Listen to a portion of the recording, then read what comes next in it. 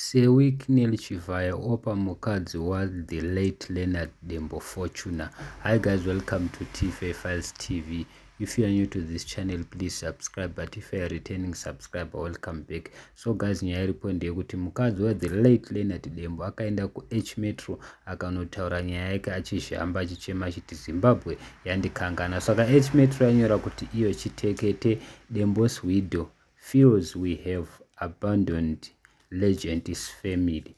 Asi chinhu chashamisa vanhu ndechekuti Sewicknell vazopindura kutwita kwavo kuXbox kwavo vachiti ivo zvinongonzi Sewicknell munogara muchiposta muchiridza murume wangu, ndokumbirawo mundionewo neka Fortuna please, of which that is true. Sewicknell most of the time anoswera vachiridza ngoma yacho, ngoma dzaLeonard Dembo vari mundege kwese kwavanenge vari vachitenderera. So guys, handizivi tinoti kudii, asi tinongoti congratulations kune mukadzi the late Leonard Dembo, because if you know you know. Kana vatodaiwo vaSewicknell, which means iri kutoenda mota zvisina kana kupokana. Asi munongoziva mega mukadzi uyu the late Leonard Dembo ndiyo futi wokumbonetsana nawo naSilent Killer panyaya dzemacopyrights, because akaimba imwe ngoma inoti musharidzii, tese takainzwa, yakatombonetsa nyaya yacho.